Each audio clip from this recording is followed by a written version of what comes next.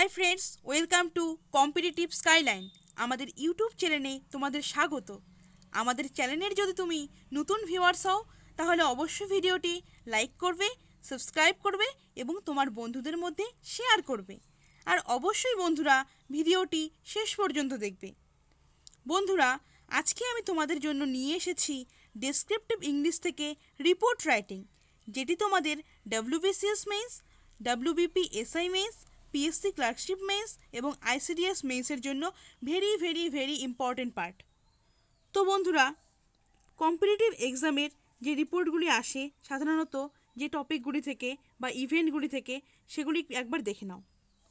First, accident, games and sports, meetings, festivals, important exercise.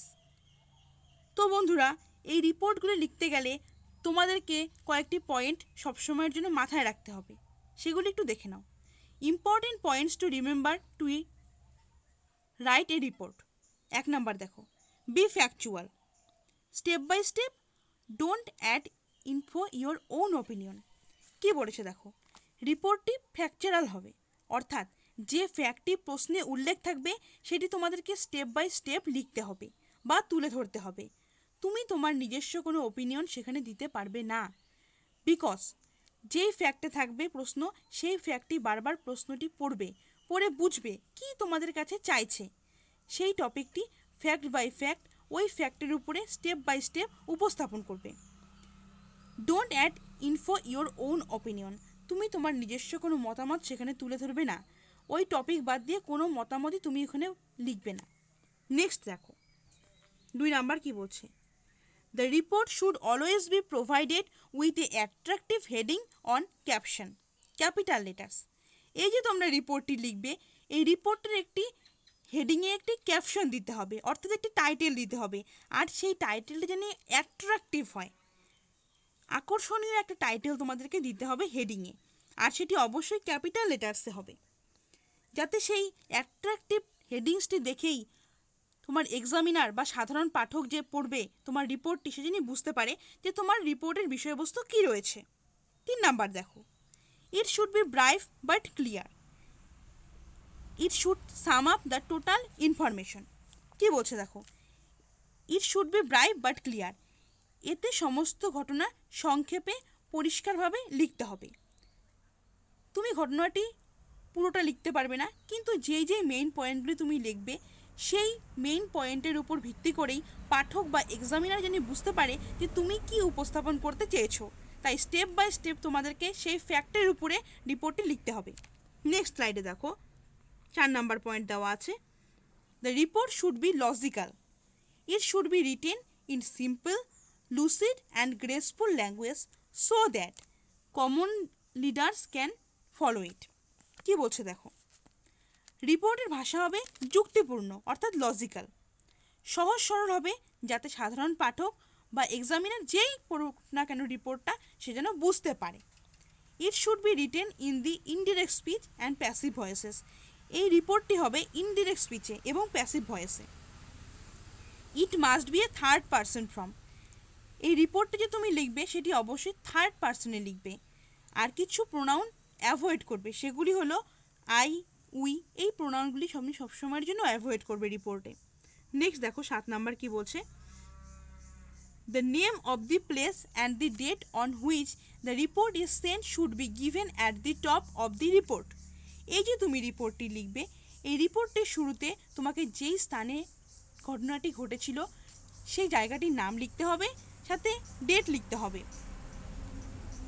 তারপর কি বলছে দেখো, if it is a newspaper report it should be written by a staff reporter, যদি তুমি এটা news paper report লেখো তাহলে তোমাকে অবশ্যই বাই এ স্টাফ রিপোর্টার কথাটি দিয়ে, তারপর প্লেস, তারপর ডেট দিয়ে তোমাকে রিপোর্টটি শুরু করতে হবে। আর তার আগে অবশ্যই তোমাকে একটা অ্যাট্রাকটিভ হেডলাইন অর্থাৎ টাইটেল দিতে হবে। This is very important on report. তো বন্ধুরা, আজকে আমি তোমাদের সঙ্গে একটা ইম্পর্টেন্ট রিপোর্ট নিয়ে আলোচনা করব। তার আগে তোমরা দেখে নাও, তোমরা এখন দেখছো competitive skyline, competitive skyline a Bengal পাটেগা online, where the teachers teaches not the brand, never go to access, foster your dreams with us. আমরা তোমাদেরকে অ্যাজ এ এডুকেটর যতটা সম্ভব হেল্প করার চেষ্টা করব। তো বন্ধুরা, তোমরা এখন দেখছো কম্পিটিটিভ স্কাইলাইন। এখানে যত ধরনের গভর্নমেন্ট জব আছে সব ধরনের গভর্নমেন্ট এক্সামের প্রিলিমস, মেইনস এর ডেসক্রিপটিভ এমসিকিউ, মক টেস্টের ম্যাটেরিয়ালস আমরা তোমাদের ফ্রি অফ কস্ট প্রোভাইড করব এবং প্রতিটি সাবজেক্টের টপিক ওয়াইজ ভিডিও আসতে চলেছে। তো আশা করি আমাদের এই ক্লাসগুলি তোমাদের জন্য খুবই হেল্পফুল হবে। তো বন্ধুরা, ভিডিওর প্রথমেই তোমাদেরকে রিপোর্ট লেখার পারফেক্ট কিছু রুলস বলে দেওয়া হয়েছে। আজকে তোমাদের সঙ্গে আমি আলোচনা করব ওয়াটার স্কারসিটি বা জল সংকট নিয়ে। তোমরা সবাই জানো বন্ধুরা, জল সংকট বর্তমান পৃথিবীতে একটি ভয়াবহ পরিস্থিতির রূপ নিয়েছে। বন্ধুরা, জল প্রতিটি মানুষের জীবনে অত্যন্ত প্রয়োজনীয়, তবে জলের ঘাটতি একটি বড় বিষয় যা আধুনিক ভারতে খুব দ্রুত বাড়ছে। সমস্যাটি এত মারাত্মক আকার ধারণ করেছে যে অনেক রাজ্য ভূগর্ভস্থ জল প্রায় শুকিয়ে গেছে এবং মানুষকে অন্যান্য উৎস থেকে জল সরবরাহের উপর নির্ভর করতে হচ্ছে। অতিরিক্ত জল হলো সর্বাধিক অপব্যবহারযোগ্য পণ্য যা আমরা এখনও নষ্ট করি। জলের কিন্তু আমরা এখনও গুরুত্ব দিই না ঠিক মতো। জল আমাদের জীবনের কেন্দ্রবিন্দু, তবুও আমরা এখনও পর্যন্ত জল সংকট নিয়ে সচেতন নই। যতটা আমাদের সচেতন হওয়া প্রয়োজন ততটা আমরা সচেতন হতে পারছি না। তো বন্ধুরা দেখো, স্লাইডের প্রথমেই লেখা রয়েছে water scarcity all through the world. এটা হচ্ছে আমাদের একটা অ্যাট্রাকটিভ হেডিং বা টাইটেল। এই হেডিংয়ের ওপর ভিত্তি করে তোমরা বুঝতে পারছো যে রিপোর্টটি আমি তোমাদেরকে কি বলতে চাইছি, রিপোর্টের মাধ্যমে কি উপস্থাপন করতে চাইছি। তাই তোমরা যখন কোনো টাইটেল দিবে তখন অবশ্যই এরকমই একটা অ্যাট্রাকটিভ টাইটেল দিবে, যাতে সেই টাইটেলের ওপর ভিত্তি করে তোমার এক্সামিনার বা সাধারণ পাঠক যেই পড়ুক না কেন রিপোর্টের বিষয়বস্তু যেন হেডিং দেখেই বুঝতে পারে। Heading is very very important on report. বারবার বলছি বন্ধুরা, হেডিংটি সবসময় অ্যাট্রাকটিভ দেওয়ার চেষ্টা করবে আর স্টেপ বাই স্টেপ ঘটনাগুলিকে লিখবে, তোমার নিজস্ব কোনো মতামত উপস্থাপন করবে না। দেখো, তারপর বলছিলাম নিউজ পেপার রিপোর্ট হলে কি হবে, বাই এ স্টাফ রিপোর্টার আসবে, তারপর প্লেস আসবে, তারপর ডেট আসবে। এখানে দেওয়া আছে by a staff reporter, New Delhi, 5 April 2020। তো বন্ধুরা দেখো, ফার্স্ট প্যারাতে কি বলা রয়েছে, water cover 70% of our planet and it is easy to think that it will always be plentiful. However, fresh water is incredible rare. কি বলছে দেখো, water cover 70% of our planet. জল আমাদের গ্রহের 70% অর্থাৎ 70% পার্ট কভার করে রয়েছে। and it is easy to think that it will always be plentiful. এবং এটি খুব স্বাভাবিকভাবেই ভাবা যায় যে জলের পরিমাণ পৃথিবীতে প্রচুর, কিন্তু however fresh water is incredible rare, কিন্তু আমাদের যে ব্যবহারযোগ্য যে জল, সেই ব্যবহারযোগ্য জল কি খুবই রেয়ার, খুবই বিরল কিন্তু পৃথিবীতে। তাই বন্ধুরা, আমরা এখন থেকে যতটা সম্ভব পারবো জল অপচয় করা বন্ধ করে দেব। নেক্সট স্লাইড দেখো, only 3% of world is fresh water and 2/3 of that is tucked away in frozen glaciers or otherwise unavailable for our use. As a result, some 1.1 billion people worldwide lack access to water and a total of 2.7 billion find water scarce for at least 1 month of the year. তো স্লাইডের প্রথম প্যারা দেখো কি বলছে, only 3% of the world is fresh water. আমাদের এই পৃথিবীতে ব্যবহারযোগ্য জল কত percent? 3%, 3%, and 2/3 of that is tucked away in frozen glaciers or otherwise unavailable for our use. এবং এই যে 3% জল, তার 2/3 জল কি হচ্ছে, হিমশীতল হিমবাহ বা অন্যথায় আমাদের ব্যবহারের জন্য উপলব্ধ নয়। আমরা সেই 2-3% জলটাকে ব্যবহার করতে পারি না। অ্যাজ এ রেজাল্ট, ফলস্বরূপ কি হচ্ছে, some 1.1 billion people worldwide lack access to water. ফলস্বরূপ বিশ্বব্যাপী 1.1 বিলিয়ন মানুষ জলের অভাব বোধ করে and a total of 2.7 billion find water scarce for at least 1 month of the year.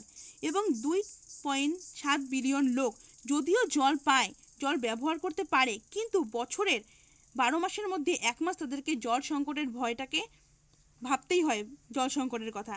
তারা 1 বছরের মধ্যে 1 মাস জল সংকটটাকে ফিল করতে পারে। তো বন্ধুরা, অতীতের মানুষের কিন্তু জলের মূল্য বুঝতে পারতো, যেটা আমরা এখন জ্ঞান থাকা সত্ত্বেও বুঝতে পারি না। তাই দেখো, অতীতের মানুষ জলের মূল্য বুঝতো এবং চারপাশে তাদের জীবন নিয়ে পরিকল্পনা করত। তাই প্রচুর সভ্যতা ফুল ফুটেছিল। কিন্তু কোনো এক সময় জল অপচয়ের কারণে সেই সভ্যতাগুলি হারিয়ে যায়। তবে আজ আমাদের জ্ঞান হয়েছে, তবুও আমরা কি করি? জলের মূল্য বুঝতে পারি না। জলকে আমরা এত অপচয় করে ফেলি যে জলের ব্যবহার আমরা এত পরিমাণে করি যে জলকে আমরা অপচয়ই বেশি করি। পানযোগ্য জল আর কতটা করি, অপচয়টাই আমাদের বেশি হয়ে যায়। তো বন্ধুরা, আমরা এখন থেকে চেষ্টা করব যতটা সম্ভব এই ভয়াবহ পরিস্থিতিতে জলটার অপব্যবহার কম করতে। নেক্সট স্লাইডে দেখো কি বলা আছে। Inadequate sanitation is also a problem for 2.4 billion people. More than half of the world's wetlands have disappointed. কি বলছে দেখো, Inadequate sanitation is also a problem for 2.4 billion people. অপর্যাপ্ত স্বাস্থ্য ব্যবস্থা 2.4 বিলিয়ন মানুষের একটি প্রধান সমস্যা। More than half of the world's wetlands have disappointed. পৃথিবীর অর্ধেক জলাভূমি এখন হতাশার কারণ। নেক্সট স্লাইডে কি বলা আছে, at the current consumption rate this situation will only get worse. By 2025, 2/3 of the wetlands population may face water storages and ecosystems around the world will even suffer more. তো কি বলছে দেখো, বর্তমানে যে পরিমাণে জল ব্যবহৃত হচ্ছে, at the current consumption rate, বর্তমানে যে পরিমাণে জল ব্যবহৃত হচ্ছে, দিস সিচুয়েশনের অনলি গেট ওয়ার্স, তাতে বর্তমানে যে পরিস্থিতি আরও সেটা ভয়াবহ হয়ে উঠছে।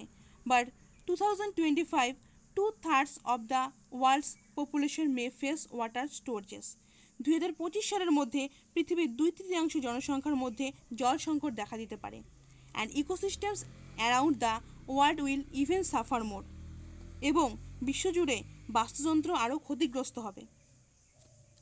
তো বন্ধুরা, এই ছিল আমাদের আজকের ভিডিও। আমাদের ভিডিওটি কেমন লাগলো তা তোমরা জানাবে একটি লাইক কমেন্ট করে। কিন্তু বন্ধুরা, তোমাদের আরেকটা কথা মাথায় রাখতে হবে, আমাদের যে জল সংকট সেটি কিন্তু জল সম্পদকে একদম অবস্থাপনার ফলে শেষ করে দিচ্ছে। অতিরিক্ত জনসংখ্যা বৃদ্ধিও জল সংকটের এক অন্যতম কারণ। কৃষিক্ষেত্রে আমরা জলকে অপব্যবহার করে ফেলি। আর ভারতে এত জনসংখ্যা, সেই জনসংখ্যার মানুষের খাদ্য উৎপাদন করতে গিয়েও অনেক পরিমাণে জল অপচয় হয়। তো বন্ধুরা, তোমরা চেষ্টা করবে যতটা পরিমাণ সম্ভব জল সংকটের হাত থেকে রক্ষা পাবার জন্য জলের অপব্যবহার বন্ধ করতে। তোমাদের আশেপাশের লোককেও তাই বলবে, যাতে তারা জল সংকটের হাত থেকে বাঁচার জন্য জলের অপব্যবহারটা বন্ধ করে। তো বন্ধুরা, ভিডিওটি কেমন লাগলো তা অবশ্যই লাইক কমেন্ট করে জানিয়ে দেবে। ভালো লাগলে তোমার বন্ধুদের মধ্যে শেয়ার করবে। আর তোমরা কী ধরনের ভিডিও চাও সেটিও আমাদেরকে জানিয়ে দিতে পারো। তোমরা এখন দেখছো কম্পিটিটিভ স্কাইলাইন তোমাদের জন্য এক নতুন পথের দিশারি। তো আশা করি আমাদের ভিডিওটি তোমাদের ভালো লেগেছে। তো বন্ধুরা, সাথে থেকো, পাশে থেকো আর দেখতে থাকো কম্পিটিটিভ স্কাইলাইন, এক নতুন পথের দিশারি। Never go to access, be foster your dreams with us. Thanks for watching.